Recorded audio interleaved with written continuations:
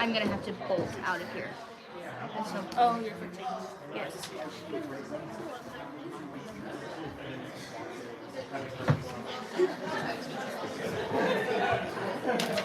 Jesus Christ.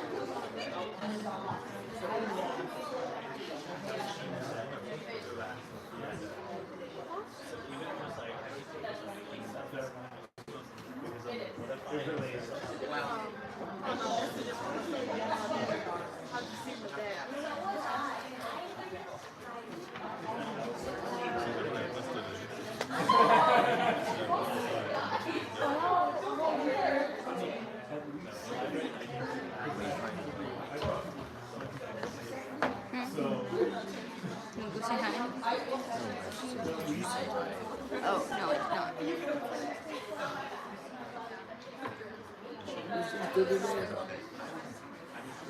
I think Ethan's probably backstage. Ethan in the seat. Second one. That's right.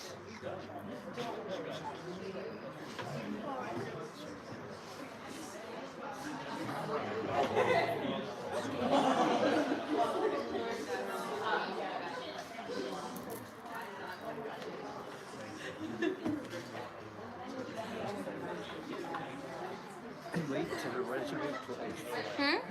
Lydia, she waved and I waved back and then she did it again. I don't know why. Think she thought I didn't see her? Maybe.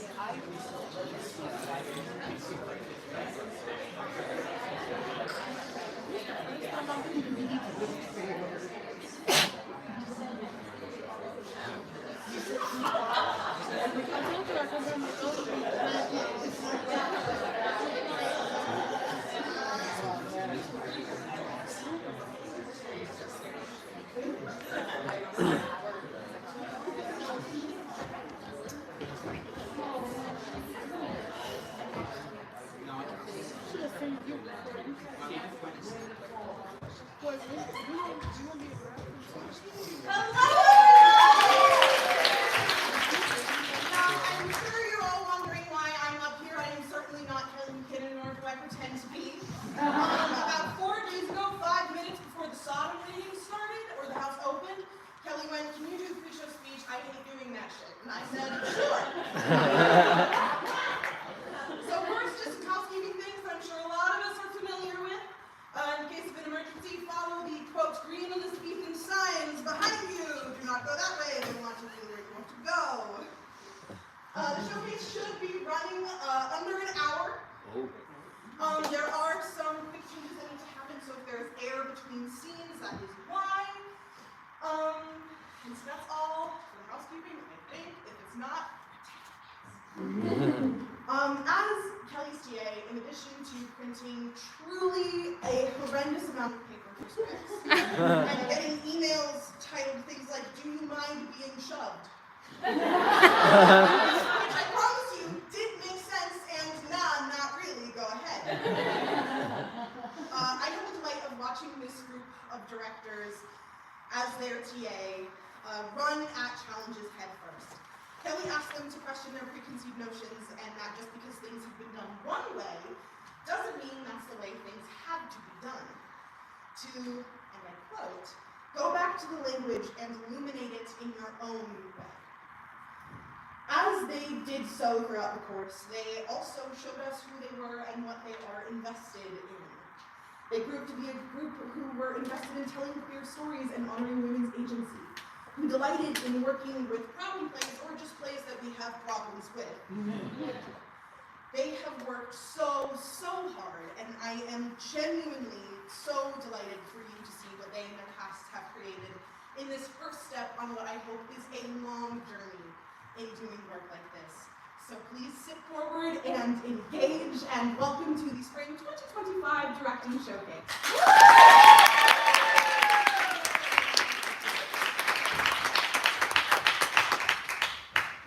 How used to breed a habit in a man. Oh, God. My breast, leave not the mansion so long tenantless, thus growing ruinous, the building fall, and leave no memory of what it was.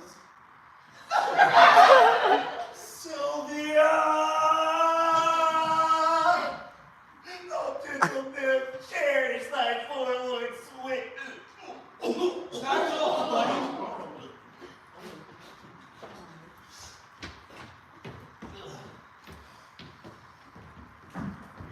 Oh, what stir and what howling is this today? I saw an unhappy passenger in chase. Some drove you out in time. Who's this comes here? Madam, this service have I done for you, though you respect not aught your servant done. It has life, and rescued you from him that would have forced your honor and your love. Vouchsafe me for my need, but one fair look.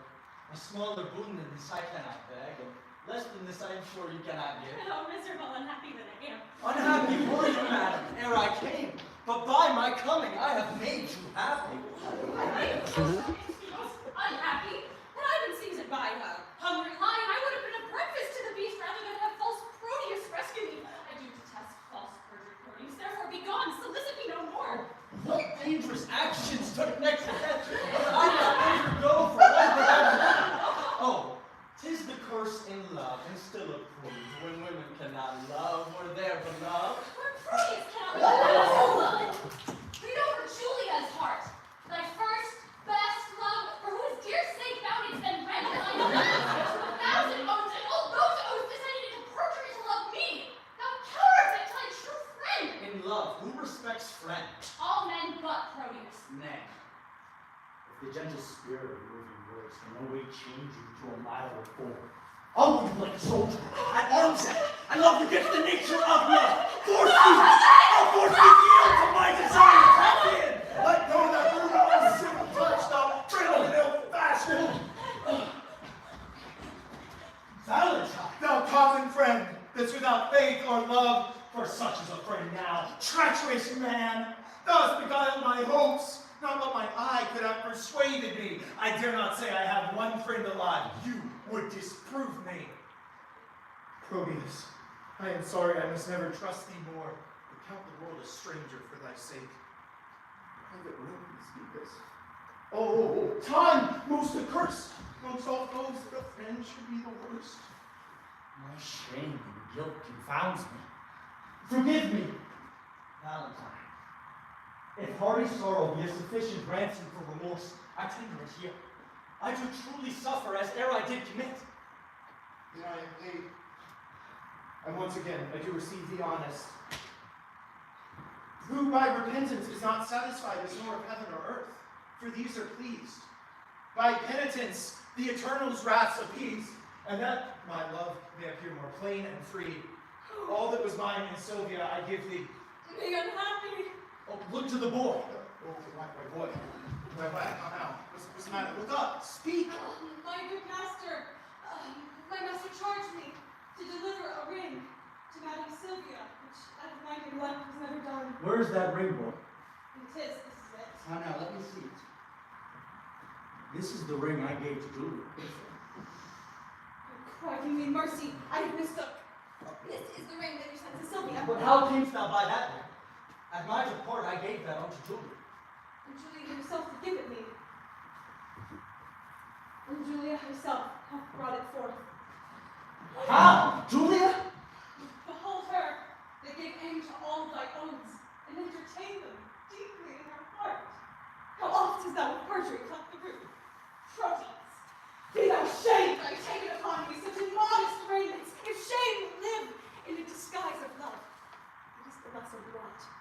Men to change their minds and women their shapes. And men their minds. 'Tis true. Oh, that man were constant, he were perfect. That one error fills him with faults, makes him run through all the sins. And constancy falls off ere it begins. Let me be blessed to make this happy close. For to be two such friends should be long foes. Please you, I'll tell you as we pass along, that you will wonder what hath fortunate. Come, Proteus, 'tis but your penance to hear the story of your love's discovery.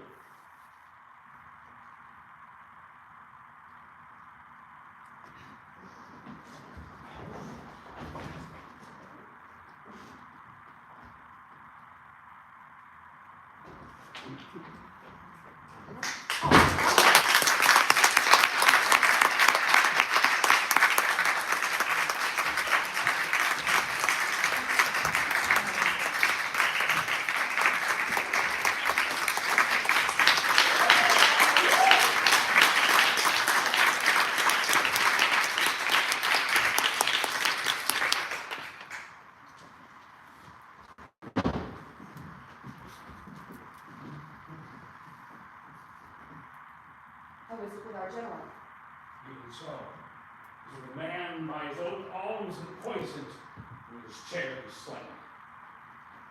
My most noble sir, if you do hold the same intent for munitions parties, we will deliver you of your great danger. Sir, I cannot tell.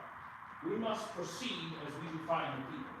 The people will remain uncertain, whilst 'tis few their citizens, but the fall of idol makes us that I will hear of all. I would, and my pretext to strike at him amidst a good construction and wisdom. And I pawned my honor for his truth, being so heightened, he watered his new plant with dews of flattery, seducing so my friends to his end. He bowed his nature, never known before, but to be rough, unswayable, and free. Sir, his stoutness when he did stand for counsel, which he lost by lack of stooping. That I was suffer. Being banished for it, he came into my hearth. Presented to my knifeless throat, I took him, made him joint servant with me, gave him way in all his own desires. Till at last, I seemed his follower, not partner, and he waged me with his countenance as if I had been mercenary. So he did my work. What was it? For which my sinews shall be stretched upon him at a few drops of woman's wound, which are as cheap as lies. He sold the blood and labor of our great action. Therefore shall he die. And I'll renew me in his fall. But hark, Your native town you entered like a post and had no welcome home.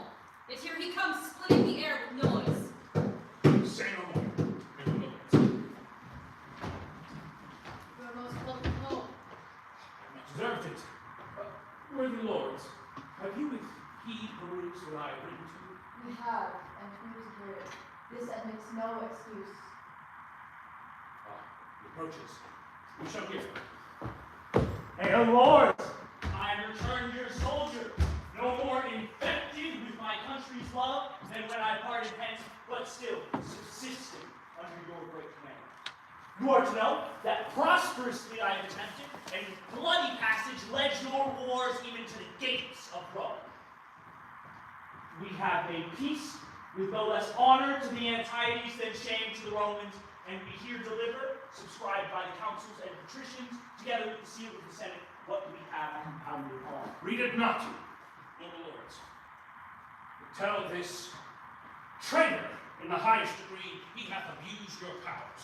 Traitor, how now? Aye, traitor. Marcius. Marcius. Aye, Marcius. Caius Marcius. Dost thou think I'll grace thee with that robbery? Thy stolen name, Coriolanus and Prialis. You lords, and heads of the state, perfidiously he has betrayed your business and given up for certain drops of salt. Your city, Rome. I say your city to his wife and mother, breaking his oath and resolution, never admitting counsel of the Lord. but at his nurse's tears, he whined and roared away your victory. Hearest thou Mars? Name not the god, thou boy. Ha! No more. Measureless liar. Thou hast made my heart too great for what contains it, boy. Oh, slave. Forgive me, lords. 'Tis the first time ever I was forced to scold. Your judgment, my grave lords, must give this cur the lie. Peace both, and hear me speak. False act! If you have richer annals true, 'tis there that like an eagle in a dovecote I flattered your Volscians and Coriolis. Alone I did it, boy. My noble lords, will you be put in mind of this blind fortune, which was your shame by this unholy braggart for your own eyes and ears? Let him die for it! Peace, ho, no outrage, peace. His last offenses to us shall have his hearing. Stand, Aufidius, and trouble not the peace. Oh, that I had him! With 6 Aufidiuses, or more, his tribe to use my lawful sword. Insolent villain. Ah! Ah! Ah!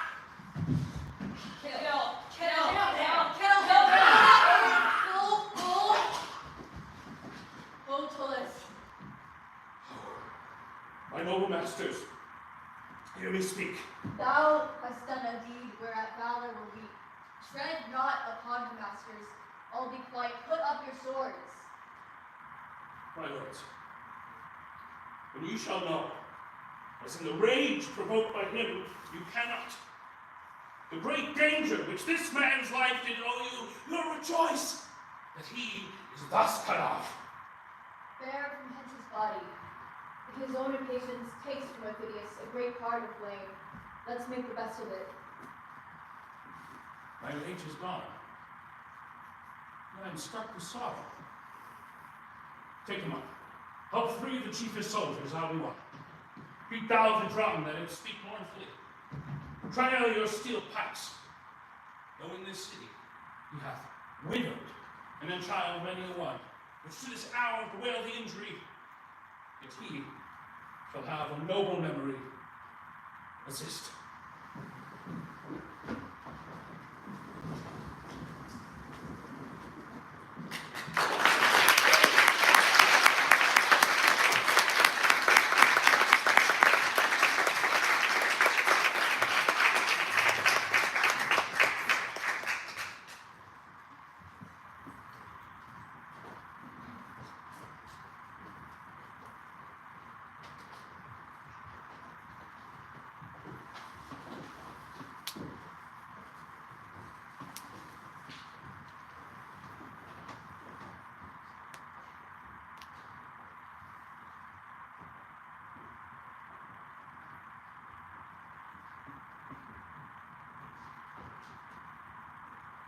Aho! Aho! Give room, and foot it, girls. Lord lighten knaves, and turn the tables up. What lady's that with God from which the hand of yonder night? Oh, she doth teach the torches to turn bright. She seems she hangs upon the cheek of night. The measure done, I'll watch her place of stand, and touching hers make blessed my rude hand. Did my heart love till now? For swear at sight, for I ne'er saw true beauty till this night. Yes, by his voice should be a Montague.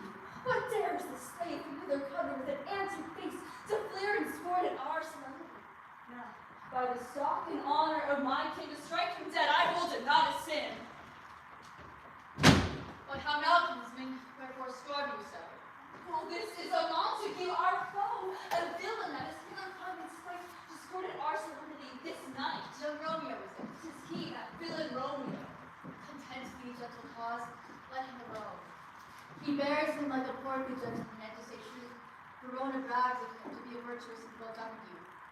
Therefore be patient, take no note of him, it is my will, the which if thou respect, show a fair presence and put off these frowns, an ill-beseeming semblance for a beast. Since with such a villain is a guest, I'll not endure him. He shall be endured.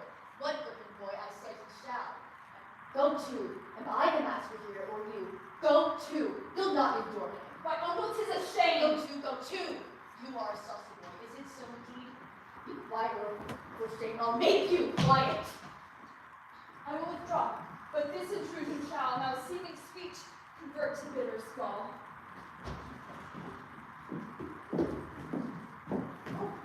If I profane with my unworthiest hand this holy shrine, the gentle my lips, two blushing pilgrims raise sand to smooth rough touch with one kiss. Good pilgrim, you do wrong your hands too much. Which mannerly devotion shows in this? For saints have hands that pilgrims' hands do touch, and palm to palm is holy palmer's kiss. I've got saints' lips and holy palmers too. I, pilgrim, lips that they do use in prayer. Oh, then, dear saint, let lips do an answer. They pray, grant out less faith for the despair. Saints do not move, though grant for prayer's sake. Then move not while my prayers affect thy fruit. Thus from my lips by thine my sin is purged. Then have my lips the sin that they have took. So sin from my lips, trespass sweetly urged, though give me my sin again. Madam, you're looking by the book. What is her father? A married bachelor, her father is the master of the house. And a good master, and a wise and virtuous. I nursed his daughter that he taught her well. Is she a Capulet? Oh, dear account, my life is my foe's debt. Be gone, the sport is at the best. Aye, so I fear the Lord is my arrest. Nay, gentlemen, prepare not to be gone. We have a trifling foolish banquet towards. Aye, is it even so? Why then, I thank you all. I thank you, honest gentlemen. Good night. I'll to my rest. Come hither, nurse. What is yonder gentleman? I know not. Oh, ask his name. If he be married, my grave is like to be my wedding bed.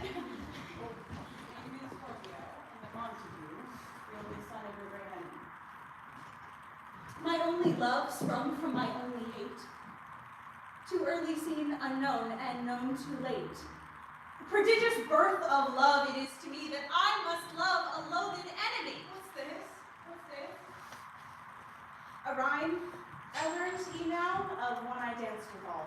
Anon, anon, come, let's away, the strangers are all gone.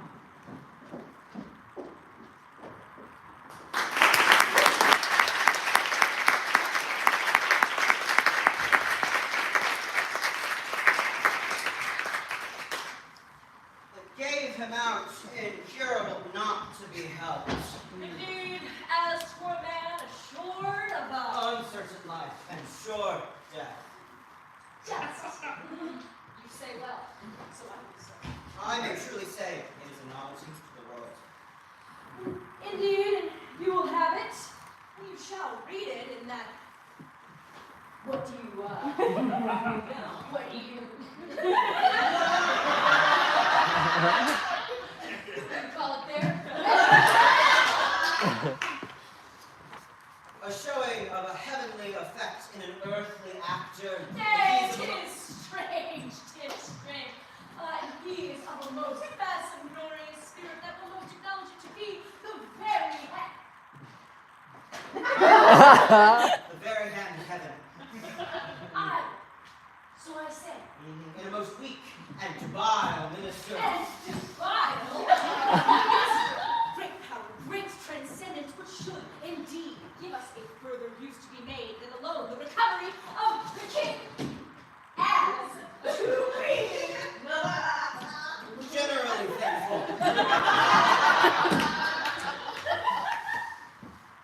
So I can say. You say well. You come to the king.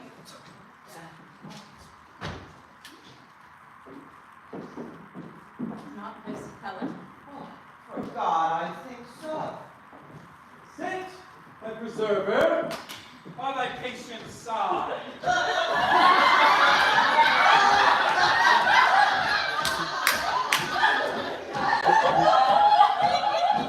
And with this helpful hand, sits, thou hast repealed a second time to see the confirmation of thy promised gifts, which other kings thine meaning. Hail, maid, send forth thine eye. This youthful parcel of noble bachelors stands at my bestowing. I frank election made. Thou hast power to choose, and they none to forsake. To each of you, gentlemen, one fair and virtuous mistress. Follow me, please. Marry each but one. Use them well. Not a one of them will have a noble father. Gentlemen, heaven, through me, has restored the kingdom to health. We understand that. Well, heaven, thank you. I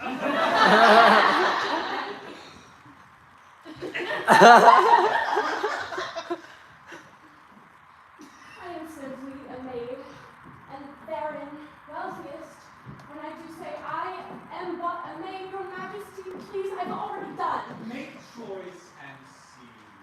Shuns thy love, shuns all his love in me. Sir,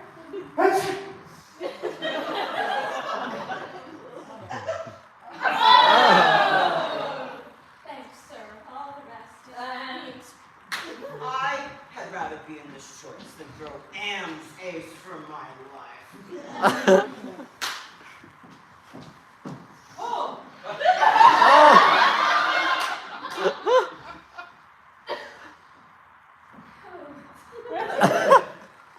The honor that shines in faithful eyes, or I threateningly reply, no better, if you please.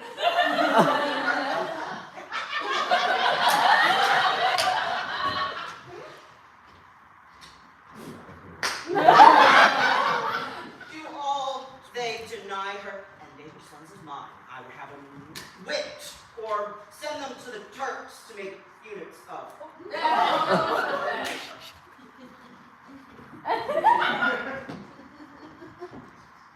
No, sir. Not my hand for yours take. I'll not harm you for your own sake. Blessings upon your vows and your bed. Find fair face if you will try. These boys be boys of ice, though none have her. Sure, they are bastards of the English, the French ne'er got 'em. You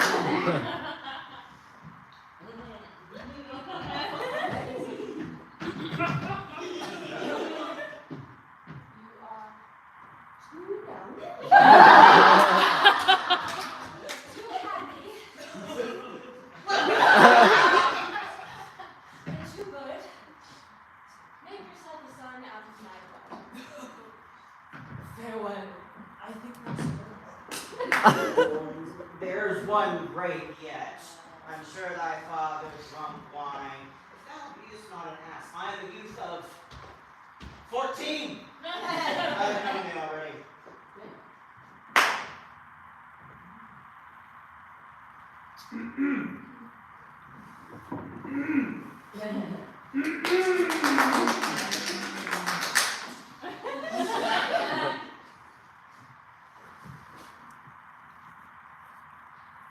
I dare not say I take you, but I give myself in your service as one I live.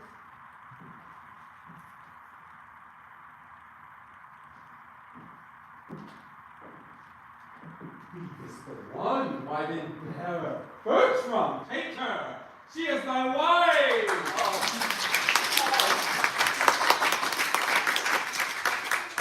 My wife? My liege?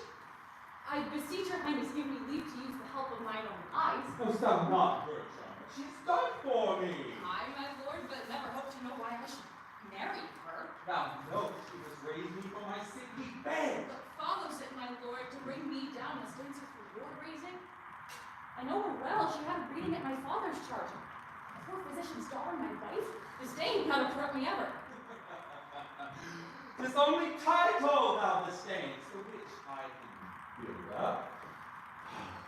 Oh, Bertram, if all the qualities of blood, such as color, weight, and heat, were poured together, it would quite confound distinction.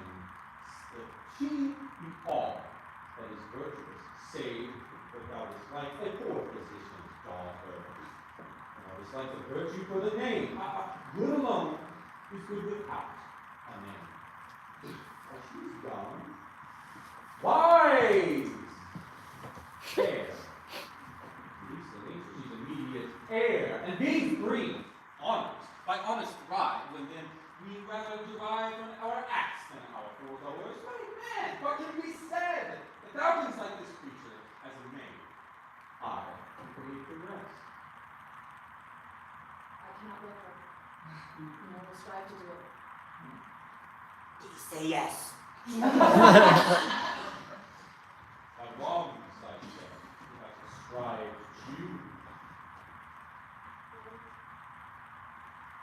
Your Majesty, that you are restored ironclad, is like the rest of them. My honors at the stake which to defeat, I must produce my power. Here.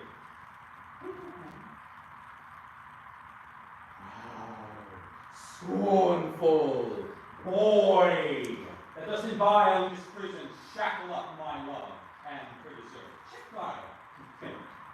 Obey our will, which travails in thy good. Believe not thy disdain, but presently do thine own services, that satisfaction that both thy duty owes and our power claims, for I will promote thee from my cares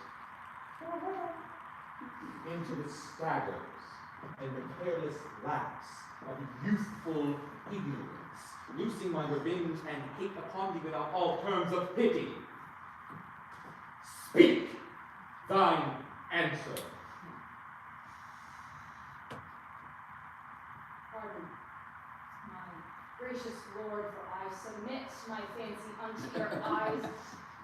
When I consider what great creation is, and what golden honor flies where we bid it, I find that she which late was in my nobler thoughts most base, is now the praised of the king, who so ennobled is as to a born son.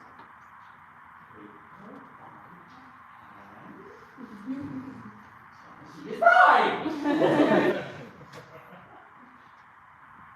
Oh, good fortune and favor of the king smile on this contract, whose ceremony shall seem expedient and be performed tonight.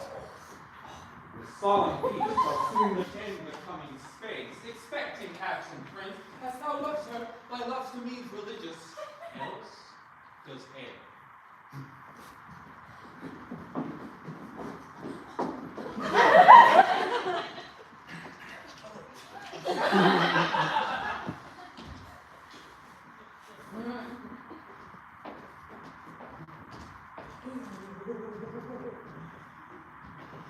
Then forfeited to cares forever! What? What's the match? Although before the solemn priest I must swear I will not bed her! What? What? Speak. Oh, I promise they have married me! I'll turn the Tuscan wars and never bed her! France is but a dog hole that no longer merits the tread of a man's foot. To the wars! He hides his armor in a box, yet unknown hugs his kicky-wicky here at home. Spends his manly marrow in her arms.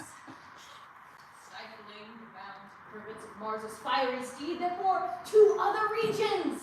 France is a stable where we dwell in jades. To the wars, shall we say? The wars is no strife to the dark house and the detested white. Will this Capriccio love thee? Are sure? Go to my chamber, and there advise me. Tomorrow to the wars, she to her single sorrow. Or away, go, leave her bravely. The king hath done you wrong. Hush, to celebrate.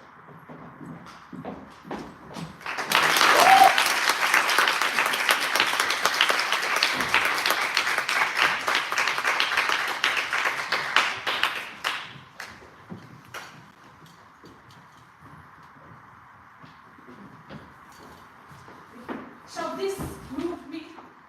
If all my royal kindreds lay into my way unto this marriage, I'd make them my low footsteps. As men in some great battles, by apprehending danger, have achieved almost impossible actions, so I, through frights and threatenings, shall say this dangerous venture. Ere I know secrecy, I have given up more than my life. My fame, Both shall be safe, for I'll keep a secret from the world as warily as those that trade in poison keep poison from their children. the protestations are ingenuous and hollow. I believe you. Is Antonia come? She attends you. Good. Dear soul, leave me, but place thyself behind the air sully, where thou mayst overhear us. Wish me good speed, for I am going into a wilderness where I shall find nor path nor friendly clue to be my guide.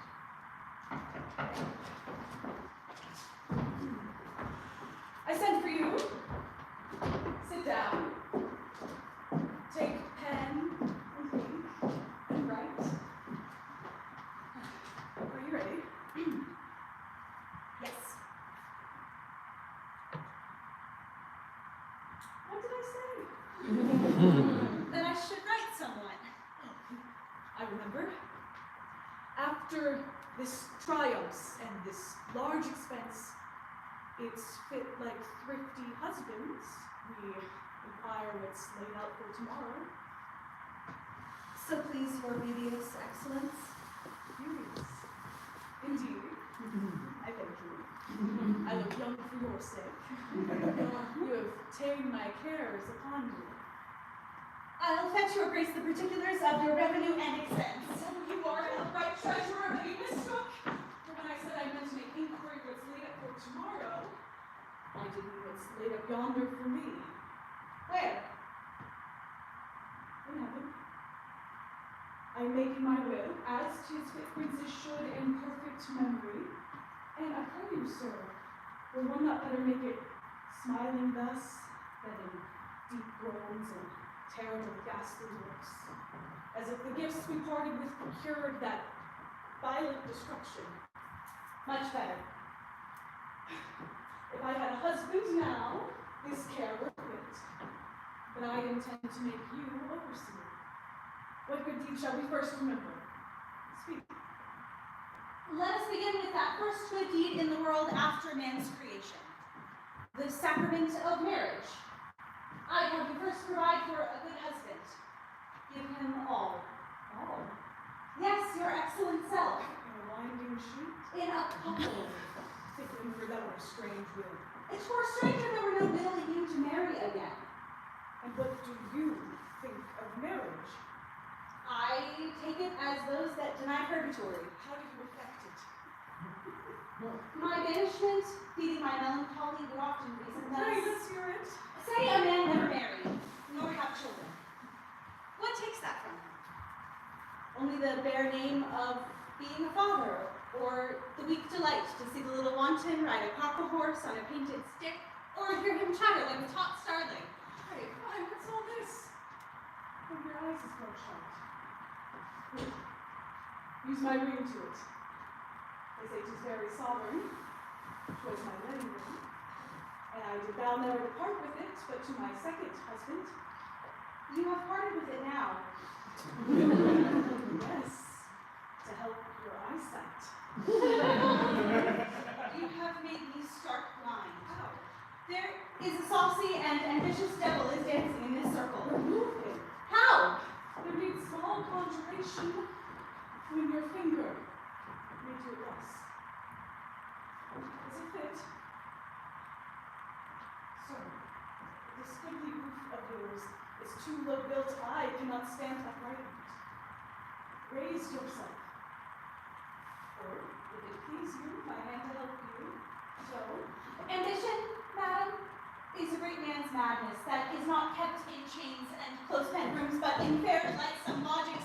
Conceive not I am so stupid I aim her to your favour's tent, but she's a fool that, being a cold, would thrust her hands in fire to warm them. so, now the ground's broke. You may discover what a wealthy mind I make you lord of. My unworthiness. You are ill to sell yourself. I should ask you, where dwells a complete man, I speak it without flattery. You should turn your eyes and progress through yourself. Were there no heaven nor hell, I should be honest. I have long sought virtue, and entertain wages of her. Now she pays it.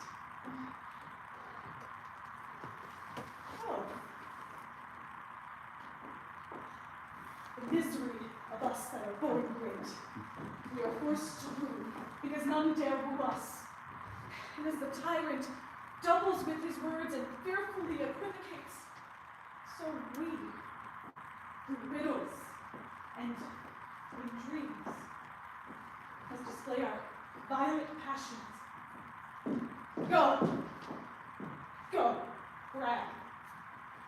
You have left me heartless.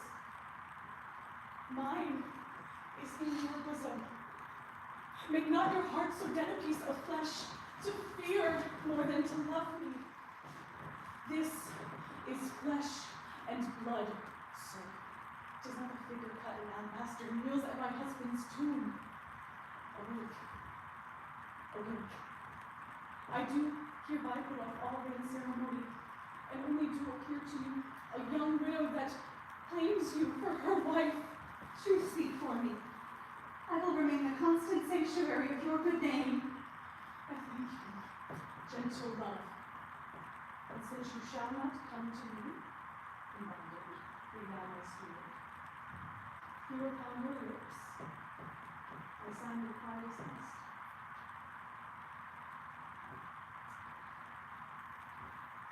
But for your brothers, Do not think of them. All discord without this circumference is to be paid, and not feared. these words should be mine, and all the parts that you have spoke, if some part of it would not savor flattery. Be not amazed, this woman's of my counsel. I have heard lawyers say a contract in the chamber for their representative is absolute marriage. Bless heaven this sacred boardroom, which let violence ne'er untwine. And may our affections, like the spheres, be still in motion, Quickening and make the like soft music, that we may imitate the loving palms, best emblem of a peaceful marriage that ne'er both were divided. how can the church force more? That heaven may not know an accident, either of joy or sorrow, to divide our fixed wishes. How can the church build faster? We are now wedded wives, and 'tis the church that must but echo this. Maids, stand apart, I now am blind. What's your conceit in this? That I would have you lead your fortune by the hand unto marriage bed. For now, we are one. We shall only talk and lie together. And if it please you, like in the old tale of Alexander and Peter, lay a naked sword between us, keep us chaste. So let me shroud my face in your bosom, since 'tis the treasury of all my secrets.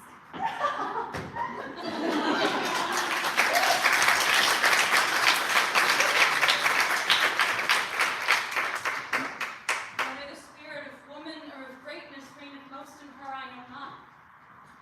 But it shows a fearful madness. I owe her much pity.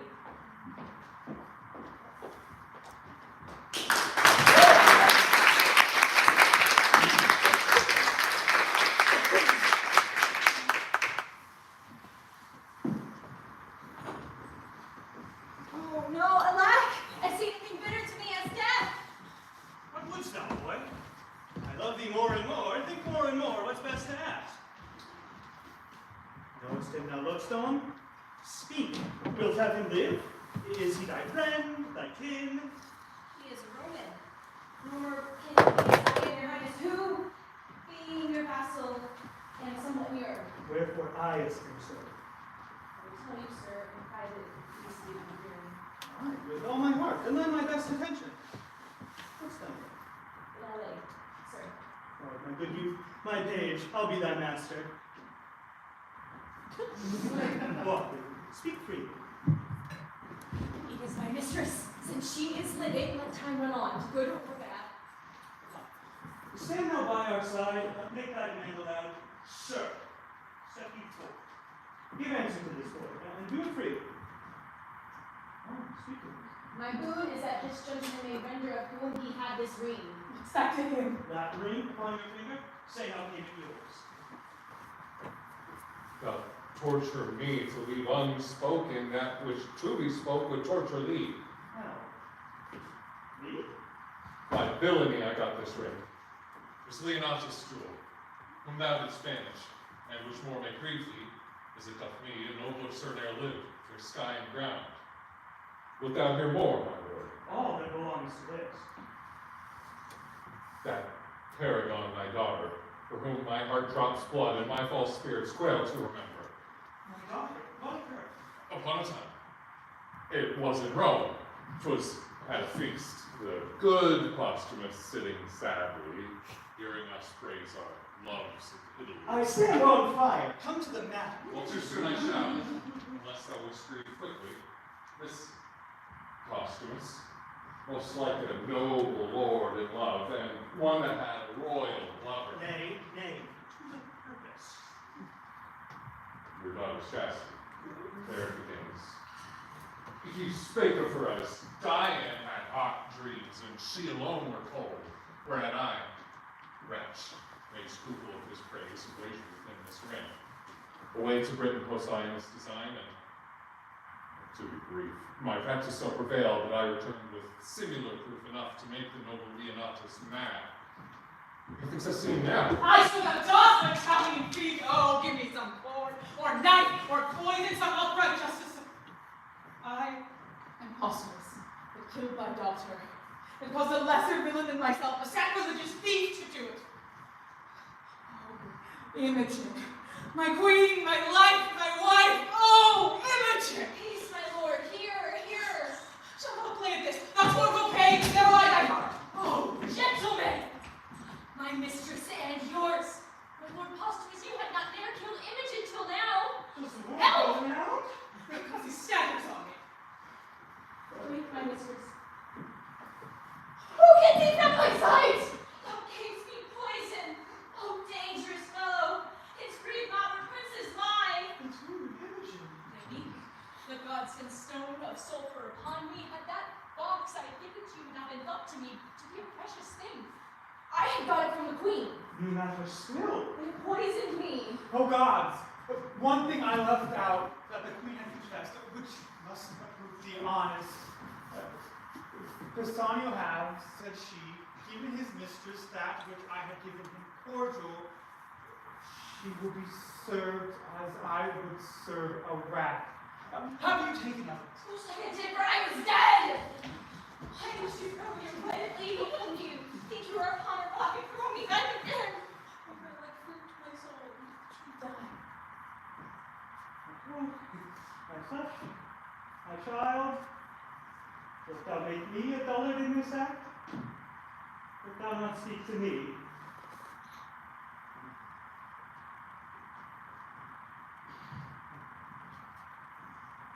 Blessing, sir. My tears that fall from holy water upon me.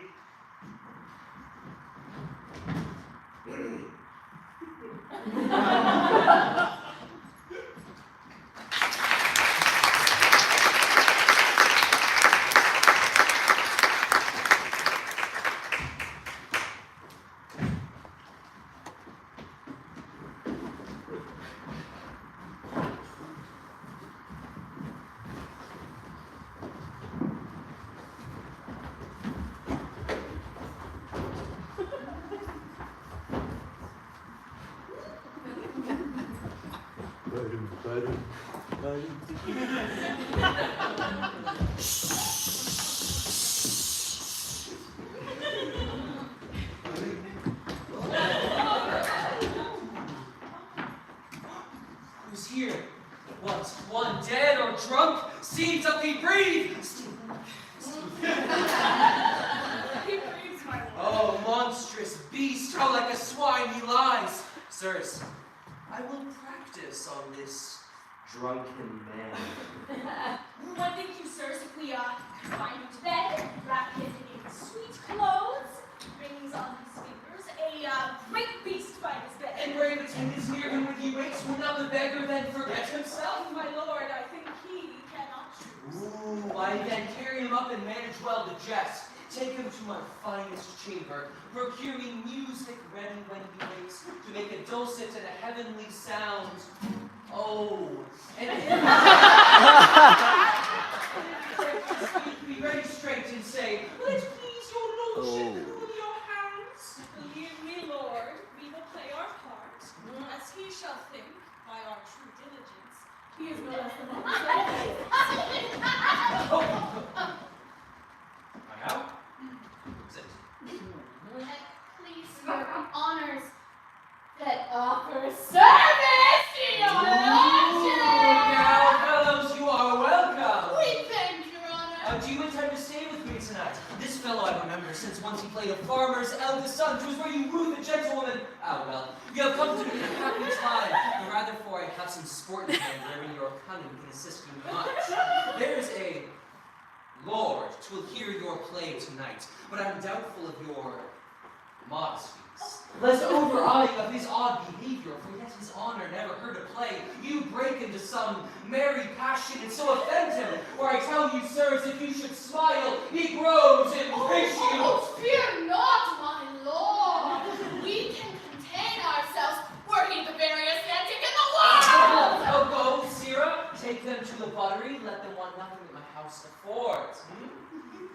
Will please your lordship drink a cup of sap? Honor to each of these tongues.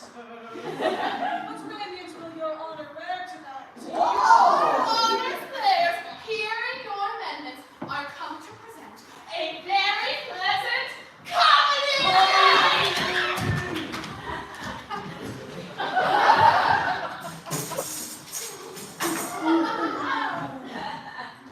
Yes.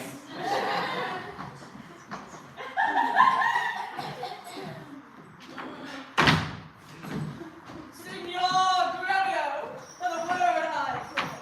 Though the nature of our quarrel yet never brooked quarrel, know now, upon advice, it toucheth us both, that we may once again have access to our fair mistress, and be happy rivals in Bianca's love, to labor and effect one thing specially. What's that? I pray, married, sir, to get a husband for her sister. A husband? I say a husband. Come, sir, since this bar-in-law makes us friends, it shall be so far forth friendly maintained all, by helping Baptista's eldest daughter to a husband, we set his youngest free for a husband. What say you, Signor Gremio? Verona! For a while I take my leave in Padua. Of all my best beloved and approved friend, Hortensio, and I trow this is his house. How now? What's the matter? My old friend Romeo and my good friend Petruchio. Hey! Verona. I come to wive it wealthily in Padua. If healthily, then happily in Padua! I will, Petruchio, help thee to a wife. Her fault is, and it's false enough that she is intolerable. And shrewd, and froward, and were my stately rooster, I would not wed her for a mine of gold. Hortensio, peace! Thou knowst not gold's effect. Tell me her father's name, and 'tis enough. Her father is Baptista Manola. Oh! I pray you, sir, let him go while his humor lasts. You know him not, sir. Jerry Petruchio, we must go with thee. We're in Baptista's keep. My treasures. His youngest daughter, the beautiful Bianca. We're in Baptista's team. None shall wed Bianca. Until Catarina the curse has got a husband. Oh, Caterina the Curse. Oh, of all titles, a title the worst. Sir, understand you this of me in sooth. The youngest daughter whom you hearken for, her father keeps from all access of suitors, and will not promise her to of any man until the elder sister first be wed.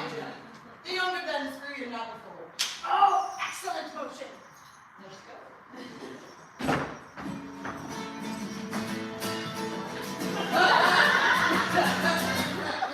Good morrow, never Baptista. Good Signor Gremio! God save you, gentlemen! Thank you, good sir. Pray, have you not a daughter called Katharina? Fair and virtuous. I have a daughter, sir. Katarina. You are too dull. You too. You wrong me, Signor Gremio. Give me land! I am a gentleman of Verona, sir. That hearing of her beauty and her wit, her wondrous qualities and mild behavior and bold, to make myself a forward guest within your house, to make mine eye the witness of that report which I so oft have heard. What dowry shall I have with your wife? After my death, the 1/2 of my lands, and in possession 20,000 crowns. Aye, for when that special thing is well obtained, that is, her love, for that is all in all. Why, that is nothing. Oh, for I tell you, father, I am as peremptory as she, proud-minded. Where two raging fires meet together, they do consume the thing that feeds their fury. For I am rough and woo not like a baby. Oh, well, miss, I'll woo and happy be thy speed, but be thou armed for some unhappy words. Oh, how I long to have some chat with her. Senor Petruchio, will you go with us, or shall I send my daughter Kate to you? What do you do? I will attend her here. And woo her with some spirit when she comes. Say that she rail. Why then, I'll tell her plain, she sings as sweetly as a nightingale. Say that she frown. Why, I'll tell her she looks as clear as morning roses, newly washed with dew. If she do bid me pack, I'll give her thanks as though she bid me stay by her a week. If she deny to wed, I'll crave the day when I shall ask the banns and wed be married. Here she comes. And now, Petruchio, speak.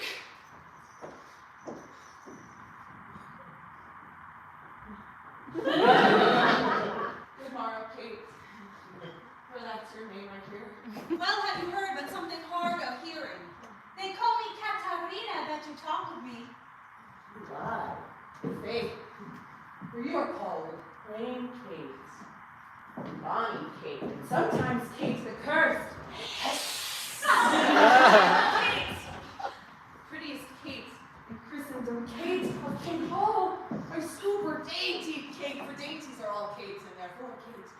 Take this of me, Kate, my consolation. Hearing thy mildness praised in every town, thy virtues spoke of, and thy beauty sounded, yet not so deeply as to thee belongs. Myself am moved to woo thee for my wife. Moved in good time. Let him that moved you hither remove you hence. I knew you at the first. You were unmovable. Why, what's unmovable? A joined stool. Thou must hit it. Come, sit on me. Asses are made to bear, and so are you. Women are made to bear, and so are you. No such jade as you, with me, you mean? Kate, I will not burden thee, or knowing thee to be but young and light. Too light to be as slain as you to catch, and yet as heavy as my weight should be. Should we? Should I? Well ta'en and like a buzzard. Come, you wasp. Faith, you are too angry. If I be waspish, best beware my sting. My remedies then to pluck it out. I, if a fool could find where it lies. Who knows not where a wasp does wear his sting? In his tail. In his tongue. Oh, whose tongue? Yours if you do talk of tails. And so farewell. What, with my tongue in your tail? Come again, good Kate, I am a gentleman. That I'll try. Oh! I swear, I'll cuff you if you strike again. If you strike me, you are no gentleman, and if no why then, no arms. A herald? Kate. Oh, put me in thy books. What is your crest? A cockstone? A combless cock. So Kate will be my head. No cock of mine. Oh! You crow too like a craven. Hey, come, Kate, come. You must not look so sour. It is my fashion when I do see a crab. There's no crab. Therefore look not sober. There is. Then show it me. Had I a glass, I would. Give me my face. Thou aimed of such a young one. Oh, St. George, I'm too young for you. And yet you are withered. Tis with cares. I care not. Nay, hear you, Kate, and sooth. You speak not so. I chafe you if I tarry. Let me go. No, not a whit. I find you passing gentle. 'Twas told me you were rough and coy and sullen. What now? I find your word a better liar. But thou art pleasant. Handsome. Passing. Courteous. But slow in speech. Not soft as green flowers. With gentle comforts. Soft and affable. Where learned you all this goodly speech? It is extempore from my mother Wilt. A witty mother. Witless else her son. Am I not black? Yes, keep you warm. Mary. So I mean, sweet Katharina, in thy bed. And therefore, setting all this chat aside, your father hath consented that you will be my wife. Your dowry agreed on. And will you, I will marry you. Now came I, and a husband for your return. For by this light whereby I see thy beauty that doth make me like thee well, thou shalt be married to no man but me. For I am he born to tame you, Kate, and bring you from a wild Kate to a Kate conformable as other household Kates. Never make denial, I must, and will have Katharina to my wife. No, Senor Petruchio, I'll speed you with my daughter. Father, 'tis thus. Yourself and all the world that talked of her have talked amiss of her. If she be cursed, it is for policy. And to conclude, we have agreed so well together that upon Sunday is the wedding day. Father, wife, and gentlemen, adieu. Kiss me, Kate.